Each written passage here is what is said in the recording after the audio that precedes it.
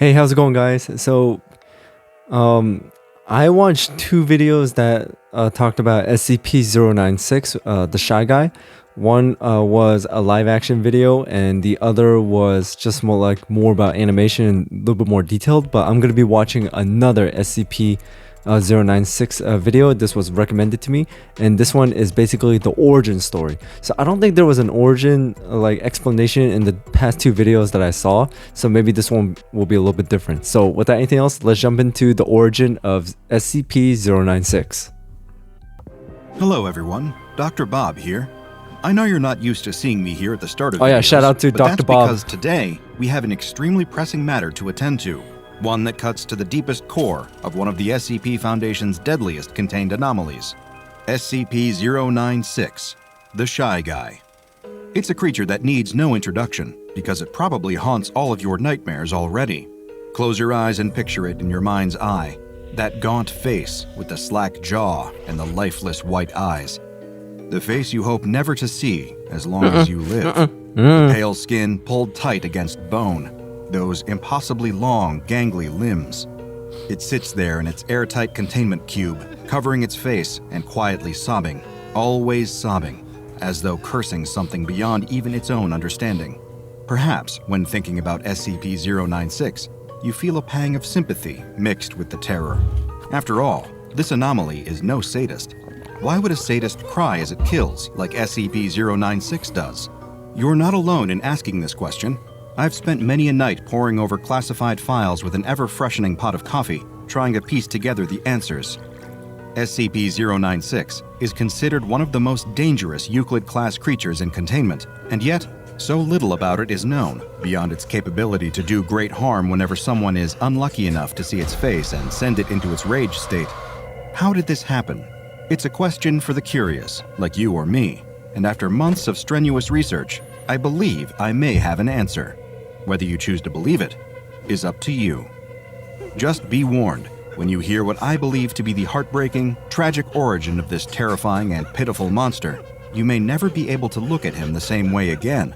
Not that looking at him should ever be high on your list of priorities. It begins in a tavern in a small Nepalese village a few miles away from the Chinese border, where Mount Everest, the world's tallest mountain above sea level, waits. Its mere existence is like a challenge to the brave and foolhardy. Conquer me, it seems to whisper. Conquer me, and declare yourself above all those I have conquered. Become a god among men. It's always whispering like this, but few, in the grand scheme of things, can actually hear it. And sadly for him, the explorer is among those few. He's sitting in one of the tavern's many cozy nooks, picking away at a plate of mutton curry while sipping from a brass bowl of white chiang, a popular local drink. The explorer, living up to his name, has come a long way to get here. The rest of the village locals in the tavern eye him with a variety of knowing glances. They've seen so many like him before, smug smiles and puffed chests, thinking they'll be able to count themselves among the exalted few who've conquered the mountain to end all mountains. The bodies of many men like this are still frozen to the mountain's surface. One brave That's local, actually terrifying. an older man who can speak English fluently, slides in across the table from the explorer. The old-timer tells him that whatever he thinks he'll find up on the mountain, Oh, he's got honor, a scar. glory, recognition, he'd be better off searching for it elsewhere. Death awaits on the icy rocks above.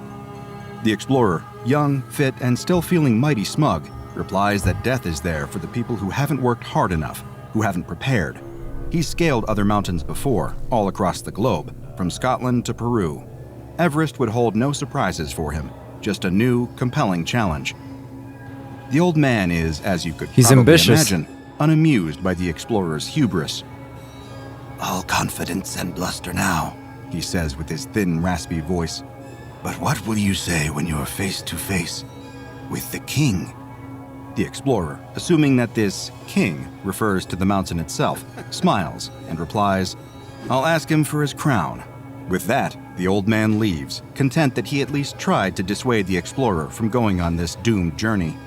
If nothing else, his conscience would be clear now. He had done all that he possibly could. The explorer, not bothered by the grim prophecies of superstitious locals, finishes his curry and chiang and retires to the room he rented upstairs. He's so excited. Tomorrow, it will finally be time. All his months of training will pay off. He will climb to Mount Everest's peak. It would be an achievement to last a whole lifetime, one he would never ever forget, no matter how much he wants to. The next day, the tip of his ice axe cleaves into the mountainside as he grunts, strains, and pulls himself up another few feet.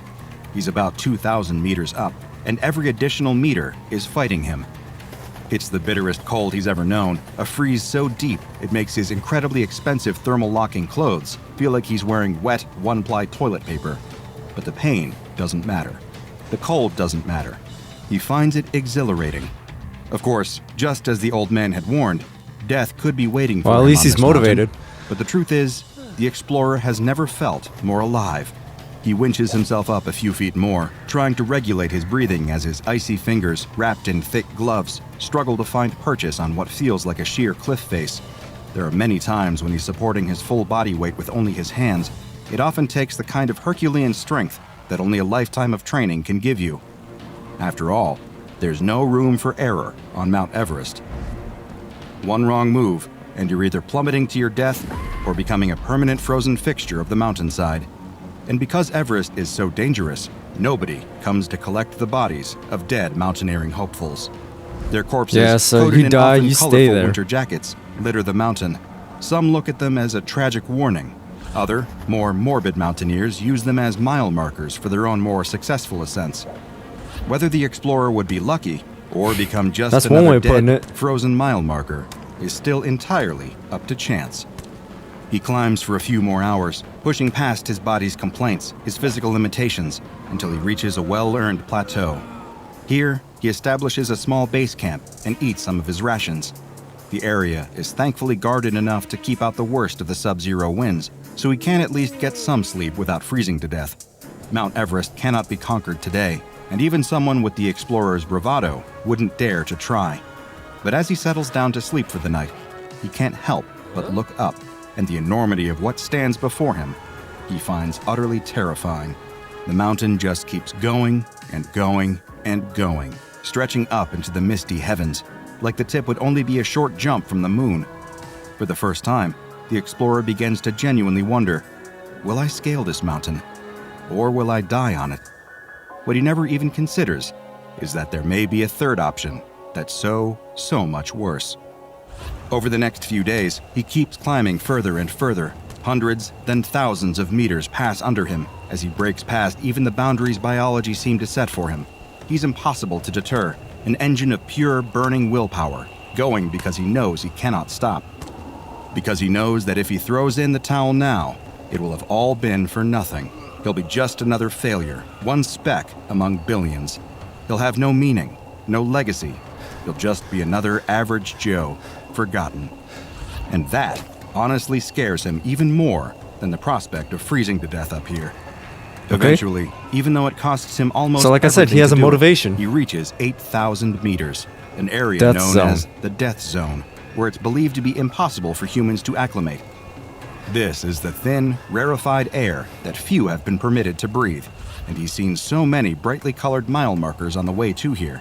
The ground is slippery, and the air chews into the explorer's skin, but he knows he's made it this far. Less than 1,000 meters from the peak now, he has almost conquered the mountain. So you can only imagine how surprised he feels when he sees another mountaineer walking down the side of the mountain towards him with an eerie kind of casualness. He's wearing standard mountain climbing gear, including white thermal pants and a hooded coat, zipped up to the chin. The Whoa. explorer can't make out the stranger's face beyond the pair of thick, black goggles he's wearing over his eyes. What the hell is going on here? The second the stranger's eyes fall upon him, he feels a frightening sensation. The bite of the cold is gone. The chilling winds can't reach him. Instead, he feels warm, cozy, and content, like he's sitting in front of a warm fire in a well-insulated log cabin. In any other circumstance, these sensations might be welcomed, but a seasoned mountaineer knows that this is actually one of the worst things you can feel. It means that death is creeping in, and your body is opening the front door and welcoming it. And if this stranger is causing that feeling, then one thing is certain. He's bad news. The explorer wants to turn and run, but he finds that he can't. It's almost as though he's frozen in place, entranced by the warm, inviting feeling that the other mountaineer seems to exude Wait, as he who gets is he? closer and closer. That's when the explorer notices something strange about him. Something is glowing through his goggles, like hot embers, burning a bright, luminous orange. Are those eyes? Dear God, are those his eyes? The explorer can feel their terrible stare, literally feel it. It hurts to be looked at by this monster. Yes, that's what it is. A monster in the shape of a man. Why are you here, mortal? Comes a booming voice from the inhuman mountaineer.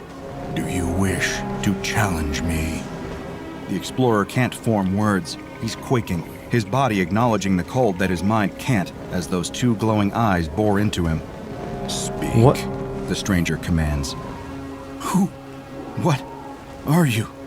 The explorer forces out between chattering teeth. The stranger laughs. I am the king of the mountain. Though to the SCP Foundation, he's better known as SCP-1529, and he's the worst possible thing you can run into while trying to scale Mount Everest. The explorer remembers his so he's conversation another with the old anomaly? man in the tavern. The question he asked, "What will you say when you're face to face with the king?" And his own foolish answer, "I'll ask him for his crown." Now, really, truly face to face with the king of the mountain, all the poor terrified explorer can do is whimper and beg for mercy. "Please," he says, the tears freezing on his cheeks as they fall. "I just wanted to climb." The king of the mountain gives another booming laugh, his eyes burning. "Then you will climb," he says, "and climb, and climb, and climb." The king of the mountain must have wielded truly unspeakable power to do what he does next. With a simple nod, the explorer is suddenly hanging off the mountainside, his fingers digging into the craggy rocks. The only thing supporting his weight. It was like being back at square one all over again, except with added pain, terror, and cold so deep he can feel his bones rattling. And all the while, he feels those eyes upon him, those burning, fiery eyes, staring with absolute malice. He keeps climbing. Every time he reaches a plateau, a place where he might camp and find even momentary comfort, the king of the mountain is already waiting there, staring that horrible stare. And just like that, the explorer was climbing again, wind whipping against him like 40 lashes from a cat of nine tails. That, coupled with the endless strain of the climb on his muscles, is the worst agony he's ever felt. And yet, he never dies. Even though he hasn't eaten in days, weeks, months, years, he never, ever dies. He just fulfills the same torturous loop over and over again. It's like the king of the mountain is just keeping him alive for his own amusement, a toy that's impossible to break. But while the explorer never breaks, as time goes on and the torments never cease, he does begin to change, like rock being molded by the tide. First, from the endless stress, his hair falls out. His skin goes pale from the lack of sun. His body becomes this is his thin and wiry transformation? from starvation and malnourishment. The endless physical strain even warps his limbs. His arms and legs begin to stretch, his body becoming elongated and grotesque. All the way through this horrific, dehumanizing ordeal, the king of the mountain stares at him. One day, the explorer, now changed, reaches a plateau, and as can be expected, the king of the mountain stares at him with his burning eyes. The explorer cowers and covers his face with his hands, sobbing from exhaustion. He just wants the king of the mountain to look away, to leave him be. He babbles incoherently. He doesn't want to be seen anymore. His pain simply makes the king of the mountain laugh. "I gave you your wish," the mountain king says, his voice oozing with contempt. "You climbed, didn't you? You thought that your climbing would elevate you, make you more than human. But now, you're so much less. Our business concludes here. I'm tired of playing with you." And with that, the king is gone. The explorer is alone, stranded among the snow and the whipping winds of the death zone, but very much alive. He's finally able to go. At long last, after what felt like an eternity, he's escaped. When the explorer arrives in the village again, he's not the explorer at all. It's been years since he went missing on the mountain. The old man who had warned him not to go up onto Mount Everest had passed peacefully in the interim. The other members of his small village would not be afforded the same luxury. Instead, the explorer stumbled back through the village limits, still covering his face. The only sounds he can hear are the wailing wind and his own pitiful sobbing. Everything hurts. He's so terribly afraid. He needs somebody to help him. Why will nobody help him? The sun begins to rise, and the village shakes itself awake. People leave their homes to go about their daily tasks. None of them are expecting to see a monster loping through their streets. A pale, gangling monstrosity, stretched and hairless. It engenders a mix of fear and curiosity as it stumbles around, audibly sobbing with a loud, warped voice. It's like nothing any of them have ever seen before, like something out of a myth or a folk tale. But for the monster that was once the explorer, it's so much worse. At first, he thinks that the villagers might be there to help him, but then his eyes changed sees too. Their eyes, that same intense, burning fire pit orange as the king of the mountain. That same horrible gaze that the explorer thought he'd escaped when he'd left the mountain. The gaze that meant pain, torment, and madness. Even when he tries to cover his face, when he wails at them to go away in words that make sense to no one but him, he can still feel those terrible eyes on him. Is he still on the mountain? Is he still at the mercy of the Mountain King? Are these all just illusions or projections, another awful trick? What did he ever do to deserve this kind of torment? Was the crime of wanting to climb a damn mountain worth this kind of everlasting suffering? Did it earn him the gaze of all these monstrous eyes?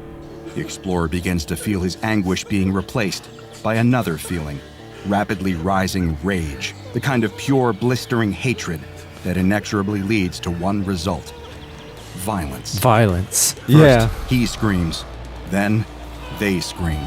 And finally, the killing begins. The creature that had once been the explorer leaves no stone unturned. Even when they try to run away, he still feels their eyes on him. He needs to kill them all, to annihilate them quickly, leave no trace. It's the only way he can feel anything close to at peace again. It becomes a kind of terrible chain reaction. The sound of the horrors going on in the street only entices more to come outside and see what's going on, to look at the creature causing all this carnage, to see its face. They have no idea that this very action is dooming them. And within the hour, the village is empty, save for one creature. The creature that had once been the explorer, now just afraid, confused, and alone. He will always be So he's cursed. alone. The anomaly that will soon be known as SCP-096 simply bows its head and weeps. If you want to support our important mission here at Dr. Bob, check out the Dr. Bob Patreon. Alright, so there we go. That was SCP-096 Sad Origin Story. And this was my very first video of Dr. Bob, so shout out to Dr. Bob for providing it. And it was very well done, very informative. So yeah, this is my very first time of seeing something like this, because the other two videos, like I said, did not talk about the origin. But I did not know that. So the SCP-096 originally was a mountain climber, a young mountain climber. And was created by basically another SCP anomaly, and he was cursed to just climb and climb. So yeah, it just took a toll on his mind, and that's what turned him into this. So wow, I mean, this was a great video, and it explains so much about SCP-096. But to be honest, I'm actually happy I watched it in this order. Like SCP-096, like the live action, I'm happy I actually watched it first, because not knowing what it was, it kept the suspense going and like the mystery, and it kept me guessing like what it is and like why it's doing what it is, why it's doing what it's doing. So I really like the order I watched it, so that was really great. So again, thank you so much for the recommendation for this, and I have more SCP Foundation videos that I got here, like SCP-106 the Old Man, SCP-705 Militaristic Play-Doh, SCP-811 Swamp Woman, SCP-1470 Telepathic Spider, SCP 3023, which is some sort of like spider thing, and SCP-5031, which is some sort of other monster or something like that. So I got a lot more videos, so I hope you guys will enjoy them, because I really will. So again, thank you guys so much for watching. Shout out to Dr. Bob for creating this video, and credit goes to him. And also, if you watched all the way to the end, thank you for that. Hit that notification bell so you know when I drop another video. And as always, thank you so much for your support. I really do appreciate it. And until then, I'll see you guys next time.